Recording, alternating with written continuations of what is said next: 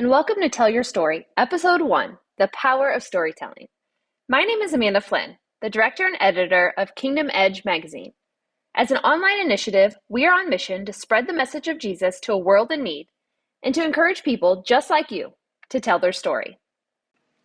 On Episode 1, we welcome Adrienne Ross. She spent the beginning of her career in education teaching English language arts in the Hudson City School District in New York. Throughout the years, she's been a columnist, an editor, a John Maxwell certified speaker, a podcast host, and the author of Push Your Way to Purpose. Adrienne currently resides in Southeast Missouri. We pray that through this episode, you will be inspired to continue the beautiful work of telling your story in a way that only you can. I'm so glad to be here with you. It is exciting. Amanda started by asking who was nervous, and so whether you are nervous or whether you're not, you're here, and we're gonna have a good time. And I am, as she said, talking about the power of storytelling. Okay, and you think about those two. You think about power and you think about storytelling. And I know the thought that I had was, I don't generally put those two things together in my mind, the power of storytelling. I go back, my background, I'm from New York originally. I've been here for a few years, but my background is in teaching 7th grade English language arts. So 7th grade English. And as you guys were free writing, I was thinking, I have never had a 7th grade class as cooperative and quiet as you guys were when you were doing your free writing. But, it's so, that's my background, right? And so when I think about storytelling a lot, having been a 7th grade English teacher, I'm thinking about the younger kids and, we're going to have storytelling time, right? And so now we're talking about the power of storytelling. And as you can see, many of us in the room are wearing t-shirts that say, tell your story. And that's what I'm here to talk about today, kind of really informal, have you a little bit interactive and jotting a few things down. But basically, I want to talk to you today. I want to encourage you today, for whatever reason you're here, to tell your story. And the only way you're going to be inspired to tell your story is if you believe in the power of storytelling. Otherwise, why bother? Right? Right? I like that. He said, right. See, I had the church background. That amen, that's even more dangerous than not having a clock. They say saying, amen to a preacher is like saying sick him to a dog. The question that I want you to ask yourself today is, do you have a story to tell? And when I ask you that, I don't know what came across your mind. I don't know if you processed it or what, but I said, it's not rhetorical. I'm asking you, do you have a story to tell? Because again, your answer to that question determines what next step you take or do not take. Am I right? So if you don't believe you have a story to tell, you ain't gonna tell nothing. And some people do believe they have a story to tell, they still ain't done nothing. But things like this help us and inspire us and remind us, especially if we act on it immediately. When we wait, things, it's the law of diminishing intent. I don't know if you ever heard of it. But the longer you wait to do the thing you should do now, the less likely you are to do it. Right. We think it's the opposite. We think the longer I take, I'll be more prepared, No, it's not the case. Now, we understand that not everybody in this room necessarily wants to write a book. There are all different kinds of writing. Maybe you do want to write a book. Maybe you have written a book. Maybe you like to journal. Maybe you want to share a story with someone else. You may not want to have anything published. So understand, when I give the statistics that I'm about to give, I'm not assuming that you necessarily want to publish a book. But I find the statistics interesting nonetheless. So I want to share these with you. These are the latest statistics that I have. Check this out. Pertaining to those who do want to write a book. 81% of people say they want to write a book. Follow with me. 81, for whatever reason. Of that 81%, 2% actually begin a book. The law of diminishing intent. Of that 2%, 3% of that 2% complete a book.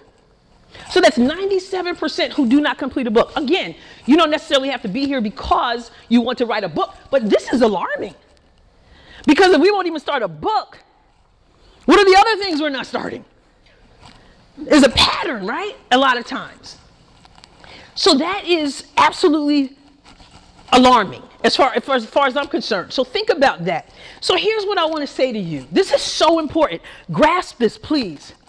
Stop writing other people's stories. Just write your own. Now, what do I mean? What do you mean, stop writing other people's stories? Let me tell you. I mean the first one metaphorically. Here's the deal. Some guy likes some girl. So his friend says, ask her out. He says, I'm not the kind of guy she'd go out with. She wouldn't like me, Somebody says, man, I want to change careers. Friend says, hey, did you see the job that's listed? You should go for it. Oh, no, they'd never hire me. I'm not what they're looking for. I'm too old. I'm too this. Writing their stories. Then somebody says, I want to write a book. Or I don't necessarily want to write and publish a book, but I'd like to be journaling every day because maybe 5 years it'll speak to me in a certain way. Or maybe I can leave it for someone to be inspired by. And then someone says, so write your story, write your book, and then you say, who would be interested? No one's interested in my story. So we spend all of our time. Here's someone had given me this pen before when he said, the Lord has called you to write. One of the pastors in my church, and he had given me this. I've never used it, but I keep it there as a reminder. I'm spending all my time metaphorically writing somebody else's story. Oh, they're not interested. Who cares? They would never read it. And we got all this stuff. When we should be spending that whole time doing what? Literally writing our own stories. Tell your story. Are you with me?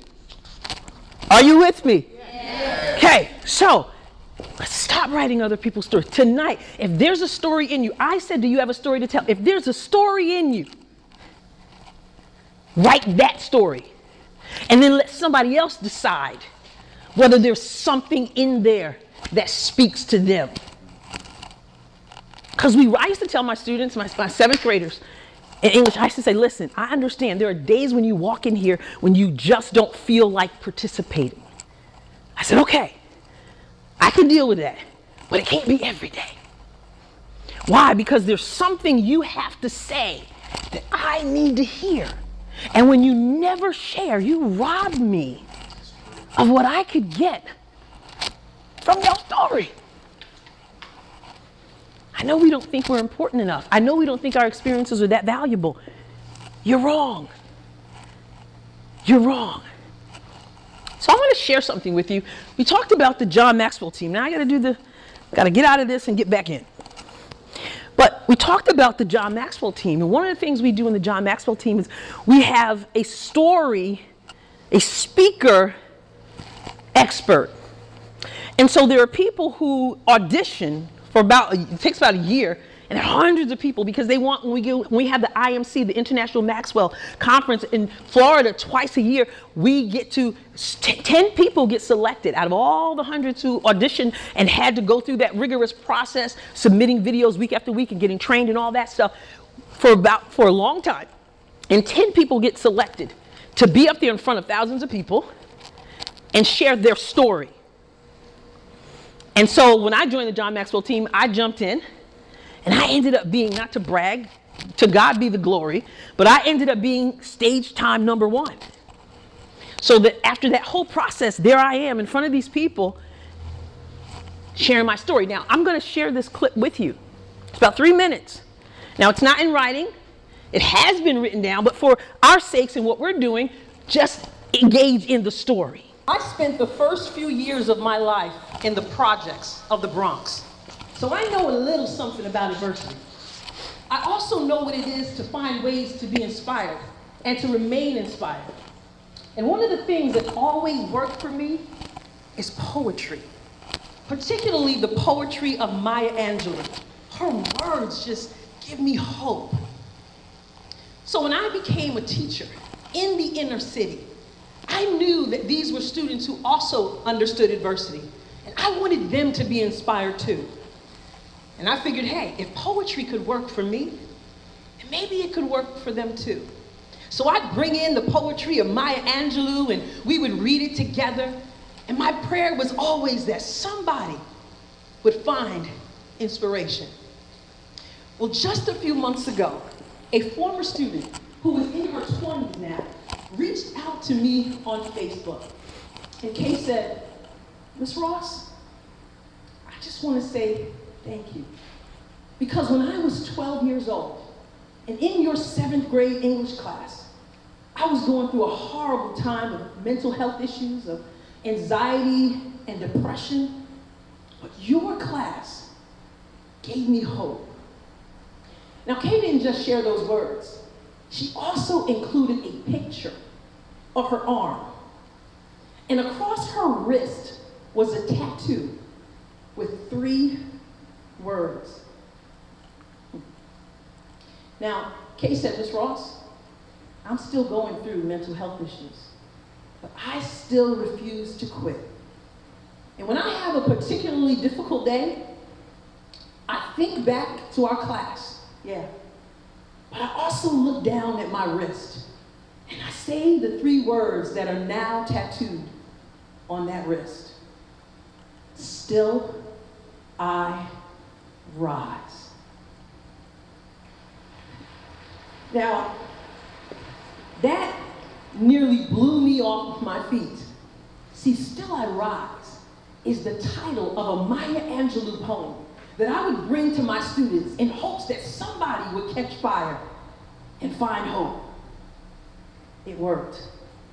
Now, before anybody misunderstands me, I'm not telling you to go out and get a tattoo. All right, so spouses and parents, please don't get mad at me if somebody comes back with one. That is not what I'm saying. What I am saying is this: every one of us goes through adversity. And if Kay, at 12 years old, can grab a hold of the spirit of perseverance, something that she's still clinging to today, then maybe we can do the same. Maybe, like Kay, through it all, we can determine, no matter what, still I rise. Thank you.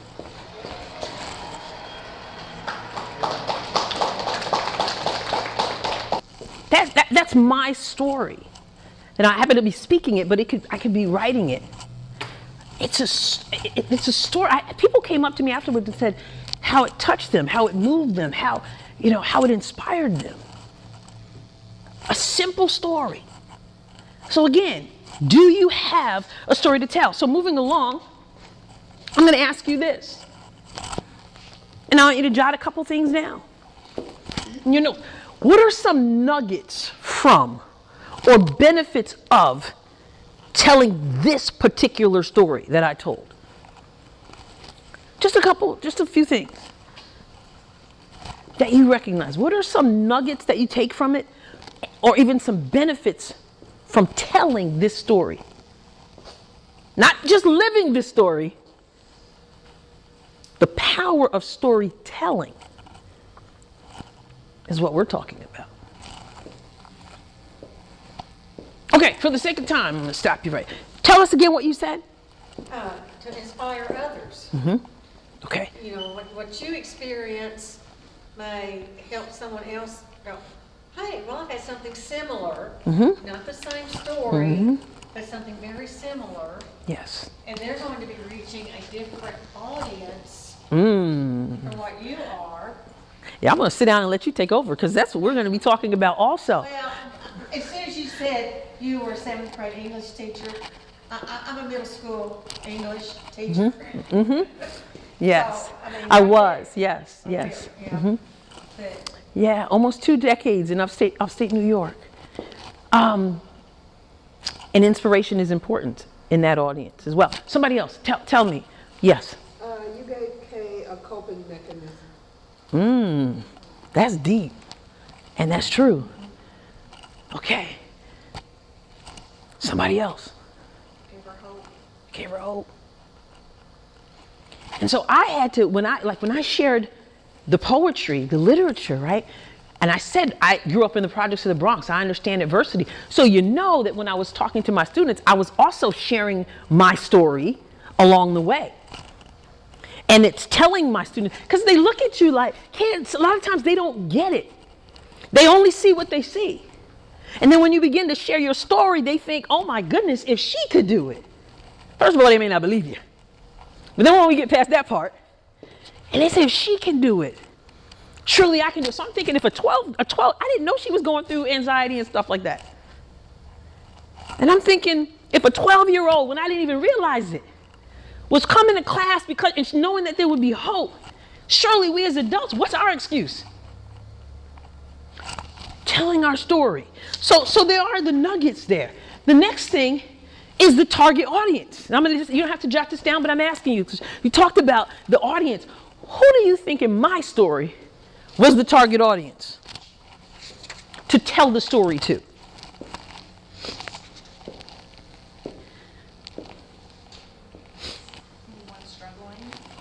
Anyone struggling?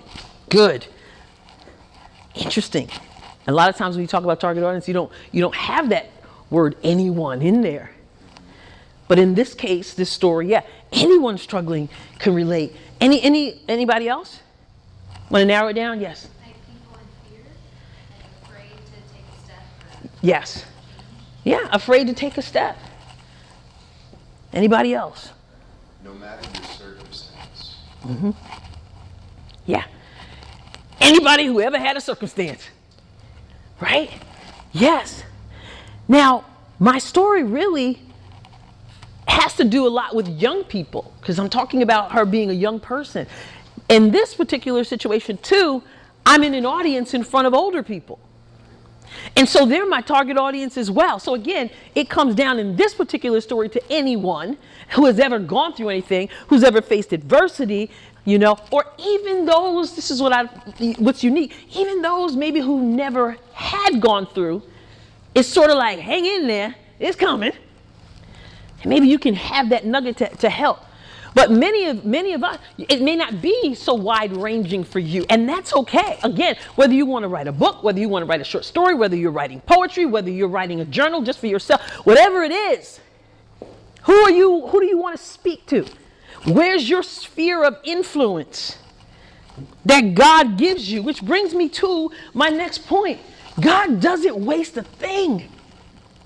And we say that, I got no story to tell, or no, we write other people's stories instead of writing our own. We got to write our own. See, I have these 3 books. My Aunt Alma's just hilarious. My Aunt Alma books, Unleashed, Old Bold, and Out of Control. Aunt Alma, Raising a Little Hell, Heaven on Earth. And then my baby, I call it Push Your Way to Purpose, How to Get From Where You Are to Where You're Meant to Be. But it was Pastor Adrienne Taylor.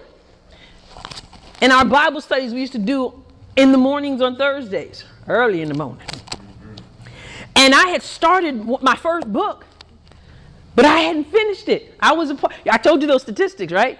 I hadn't finished it. And he was ministering on something else. But he said these words. He said, finish what you start.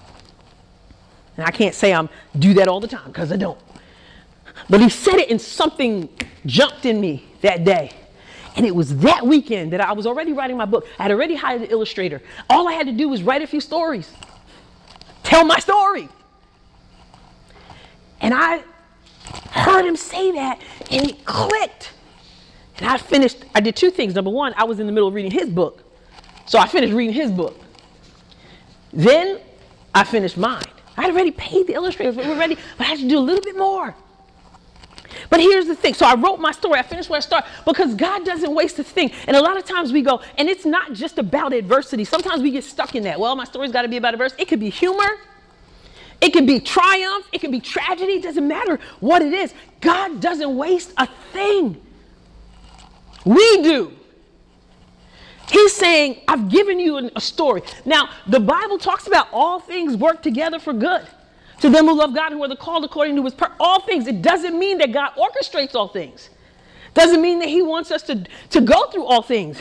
It means he doesn't waste what it is. And so if we would be willing that word operate with him, you'd be surprised the lives you touch, the people you make laugh. This is my aunt's book. It's so funny. And in the funny, it does good like medicine, the Bible says even.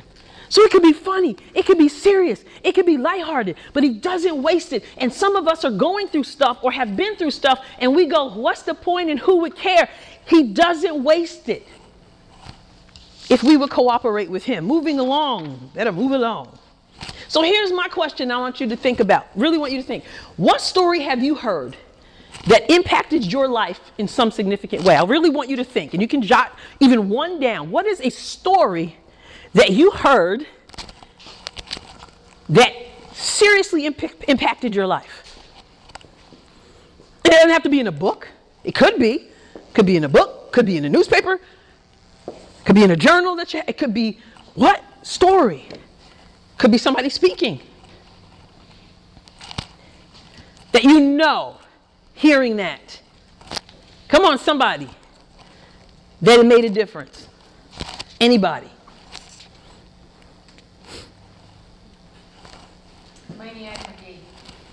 Okay.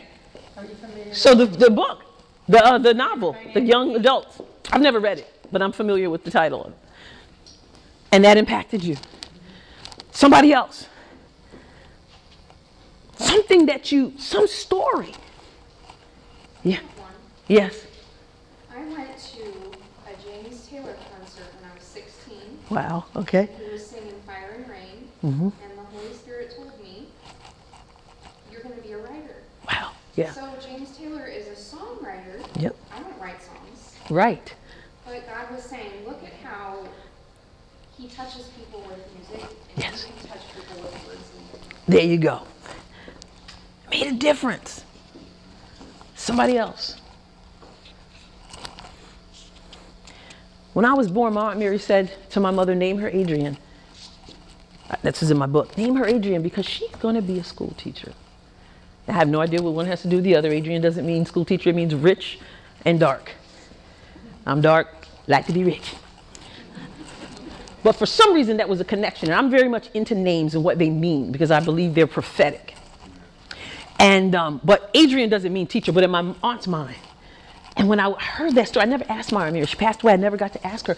But it just fascinates me because in her mind, somehow they were connected. I didn't want anything to do with being a teacher. But when I began to understand that, I didn't want to be a teacher even until college, after college. I was going to be an actress when I was young. And I realized early on that teaching great literature was like being on stage. So it was all good, right? It was all good. But anyway, each of us has some kind of story. And I want you to, if you didn't have time to come up with something now, I'm going to ask you when you leave here even to contemplate what story may have changed your life. And here's the deal. Many people can tell a story. And there's something to be said for sharing someone else's story. That's what we do that in history class. We do that with people. Oh, let me tell you what happened to so and so. And we do that when we need to be delivered from gossip. We do all that. Hello. But it's okay to tell a story, but no, there's something about your story. That's why I'm talking about the power of story. No one can tell your story like you, because you walked it. And there's a certain vulnerability that you have when it's your story. And there's something about hearing somebody I mean, I could tell you about being in the Bronx. I could tell you about knocking on people's doors, asking them, do you have bread? So my sister and I could put ketchup on the bread. Or eating peanut butter. It's a wonder I love peanut butter. I sure do. But I had so much of it at one time, you wouldn't think I want anything to do with peanut butter. Right now, it's a problem for me. Because I love it. But anyway, I could tell those stories. I can also tell good stories about people who believed in me, about a church that came around and said, I see something in you. There's all kinds of stories about journals from high school, and I look back and I was like, oh yeah, I did like him. He was cute. Makes you smile. And nobody can tell it like I can tell it. See, my story became Kay's story. Well, Maya Angelou's story even became my part. Identify with that. She identified with that. Years later, still, we are powerful people, not because we are, but because God is, and because he never wastes a thing. If we will tell our story, and no one can tell it like you. And it does require vulnerability, and it does require effort. So my question to you as I wrap up, because I know I'm over. Oh, you're okay. You got 5 minutes. Oh, yes, all right. That's all I need. So here's my question for you, and I do want you to think about this and jot it down if you need to, really quickly. What story do you have to tell that you know would touch someone? Again, we don't have to think negative. A lot of times we go to that. It could be something that you did struggle with. It could be something you overcame. It could just be rejoicing. It could be funny. It could be, I'm talking about your personal, the power of a story. You know it would touch someone. And I don't even need you to tell me, but I'm going to ask you this. If I asked you if you have something that fits that, raise your hand and look around the room. Yeah.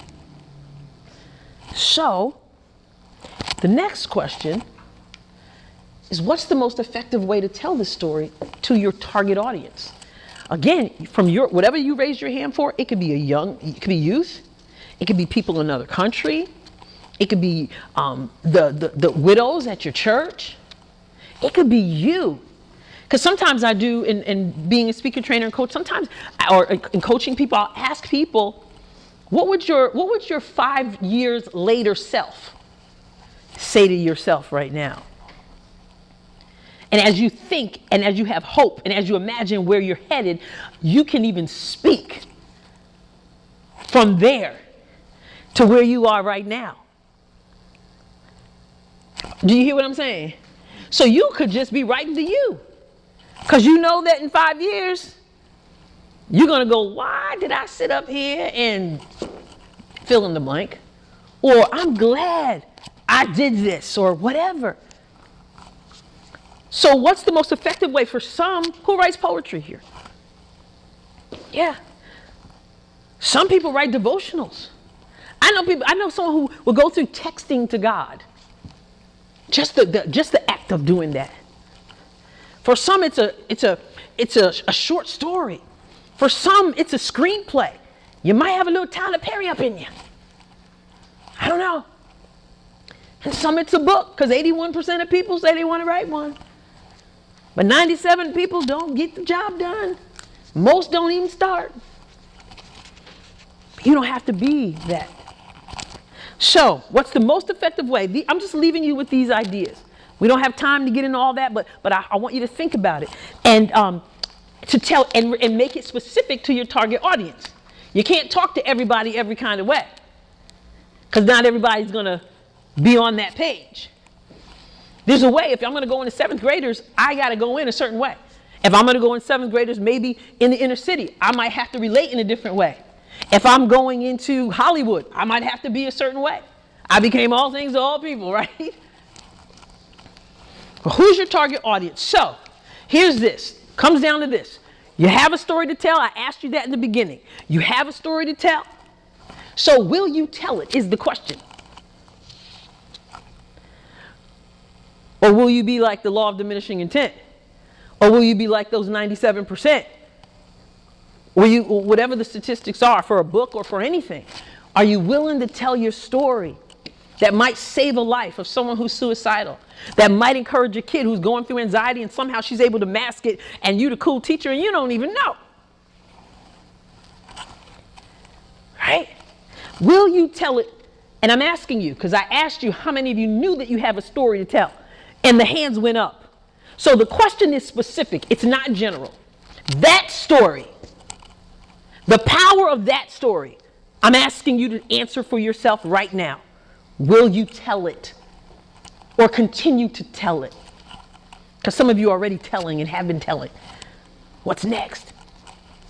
And if so, that's the big one. When? Tomorrow, the next day, the next year. Pastor Adrienne said, finish what you start. I got myself in gear that weekend. And since then, 3 books. But he spoke something. He had told a story. And I went and finished his. So when I say win this, listen, I want you to go, for those of you who want to write a book or want to write another book, AdrienneRossAcademy.com. One of the courses on there is called the 10 Surefire Steps to Writing Your Masterpiece, nonfiction and fiction. It's video for those who like to watch. It's audio for those who want to be on the move and listen. And it has PDFs. And then I have a free course on there as well. Not here to just plug my course, although I do got my books over there. Okay. But seriously though, if I didn't think it was valuable, I wouldn't bother. And I don't need to apologize if I believe I have something of value to share, right? So there we have it. But the 10 Surefire Steps to Writing Your Masterpiece. Yes, it's about a book. But again, it applies to so many things, and it takes you through one step by step by step, 10 steps, 10 easy steps, so that you can finish what you start. Because win. And part of the course makes you commit to the win. And finally, again, remember, God never wastes a thing. You are here for a purpose. You are here with a plan. Don't write other people's stories and say they're not interested. He's not interested. This job's not interested. They won't read my book. No, I don't have time. Look, everybody got the same amount of time. And we don't get less busy, we get more busy. It's going to be a sacrifice. Les Brown said easy is not an option. So if you're waiting on easy is almost like waiting on the right man. Sometimes it just don't come. But enough about me. Okay, finally again, the power of storytelling. And there are some links, starting with the email. I just want to encourage you guys. I feel so blessed. And I prayed about this because I want to be encouraging and I want to be inspirational. And we're so much more powerful than we know. And I'm not talking at you. How many of you know I'm talking to me? I'm talking to me. I got so many coals in the fire, and sometimes it's so easy to get discouraged. Man, Lord, I'm trying. I'm putting this in. I'm trying to steward well. God has gifted us. We have to steward. We steward the dream. Anyway, let me stop because it ain't Sunday. Also, as she mentioned, check out the podcast, The Adrienne Ross Show, any major podcast platform. All right, I'm going to sit down now. I'm done. Thank you. Tell your story. Tell your story.